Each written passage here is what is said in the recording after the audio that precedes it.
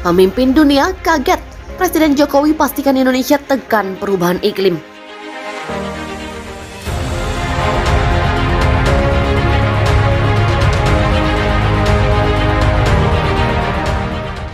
Presiden Joko Widodo menegaskan sebagai negara pemilik hutan mangrove terluas di dunia yaitu 3,3 juta hektar, Indonesia ingin berkontribusi terhadap penurunan perubahan iklim.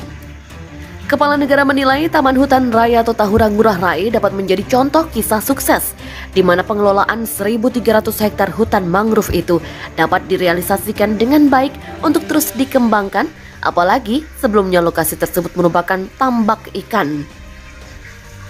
Hutan mangrove ditanam, diperbaiki, dipelihara yang ini sebelumnya adalah area tambak ikan, area yang terabrasi, kemudian sekarang menjadi rumah bagi 33 spesies mangrove, spesies pohon mangrove yang juga ini menjadi rumah bagi lebih dari 300 fauna seperti ikan, udang, burung, monyet, dan ular. Semuanya bisa hidup di hutan mangrove. Demikian kata Jokowi. Lebih lanjut, Jokowi kembali menegaskan bahwa penanaman mangrove merupakan wujud konkret Indonesia dalam mengatasi perubahan iklim di tingkat global. Oleh sebab itu, Jokowi menyampaikan Indonesia mengajak negara-negara G20 untuk berkolaborasi, bekerja sama dalam sebuah aksi nyata untuk pembangunan hijau, pembangunan ekonomi hijau yang inklusif. Tidak hanya itu, Jokowi pun mengungkapkan bahwa para pemimpin negara G20 pun sempat kaget saat diajak untuk meninjau hasil penanaman mangrove di Tahura. Jokowi mengaku mereka banyak yang kaget bahwa Indonesia sudah melakukan sejauh ini. Dan ada mereka juga mengatakan ini adalah sebuah pekerjaan yang konkret karena di sini memiliki kapasitas 6 juta bibit. Itu baru satu lokasi. Dan rencananya tahun depan Indonesia akan memiliki 33 lokasi. Presiden Jokowi optimis langkah yang dilakukan oleh pemerintah Indonesia akan menjadi inspirasi bagi tamu negara G20 untuk melakukan hal yang sama ke depannya, yaitu berkontribusi menekan potensi perubahan iklim. Selanjutnya, selain melihat rumah bagi kekayaan keanekaragaman hayati di Tahura, Jokowi turut mengajak para pemimpin negara G20 menuju sebuah konservasi air yang disebut Beji. Sekedar informasi, penanaman mangrove berlangsung dalam suasana santai. Presiden Jokowi dan para tamu negara hampir seluruhnya mengenakan kaos berkerah warna putih lengan panjang dengan logo G20 di dada kiri. Prosesi penanaman berlangsung sekitar pukul 11 waktu Indonesia Tengah. Para pemimpin berbaris di bibir undakan kayu dengan bibit mangrove masing-masing. Secara serempak mereka memasukkan bibit ke lubang yang disediakan dan menutupnya menggunakan cangkul. Pada sesi penanaman mangrove ini, Presiden Jokowi diapit Perdana Menteri India Narendra Modi di sebelah kanan dan Presiden Uni Eropa Ursula von der Leyen di sisi kiri. Hadir juga Perdana Menteri Jepang Fumio Kishida, Perdana Menteri Australia Anthony Albanese, Perdana Menteri Italia Giorgia Meloni, Perdana Menteri Spanyol Pedro Sanchez, Perdana Menteri Singapura Lee Hsien Loong, Perdana Menteri Belanda Mark Rutte, dan Direktur Pelaksana IMF Kristalina Georgieva. Setelah menanam bibit, Presiden Jokowi kemudian mengajak tamu negara berkeliling Tahura Ngurah Rai. Keakraban dan suasana santai terlihat sepanjang mereka berkeliling. Para pemimpin delegasi saling bertukar teman berbincang. Presiden Jokowi misalnya tampak beberapa kali berbincang dengan Joe Biden yang berjalan di baris terdepan. Di belakang keduanya, Narendra Modi juga tampak berbincang santai dengan Kanselir Jerman Olaf Scholz. Jokowi juga mengajak para pemimpin melihat lokasi penangkaran bibit mangrove.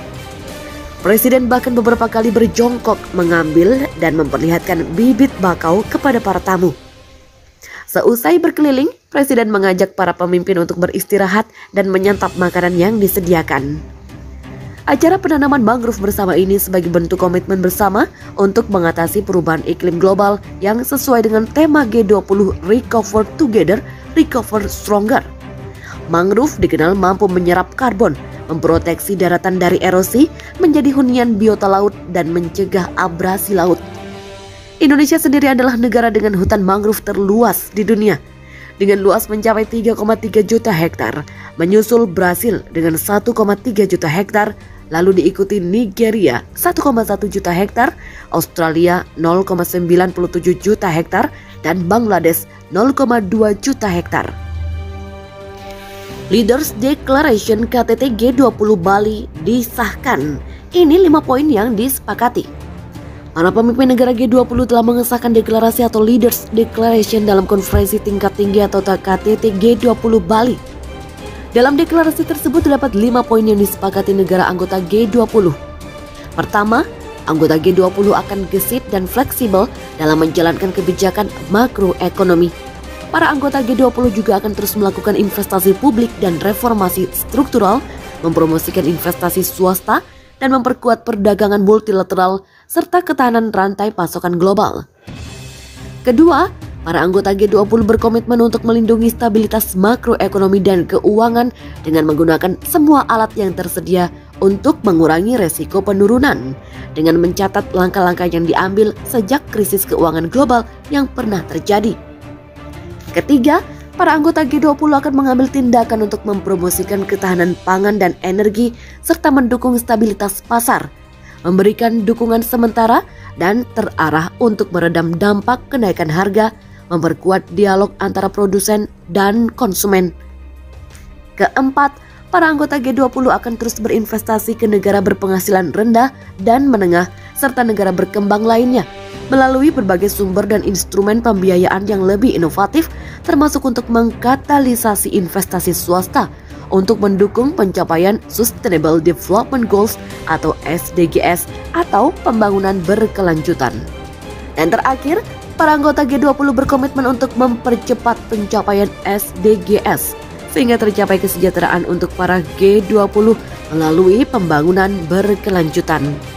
Pihaknya meminta Multilateral Development Banks untuk memajukan tindakan untuk memobilisasi dan menyediakan pembiayaan tambahan dalam mandat mereka untuk mendukung pencapaian SDGs, termasuk melalui pembangunan berkelanjutan dan investasi infrastruktur serta menanggapi tantangan global.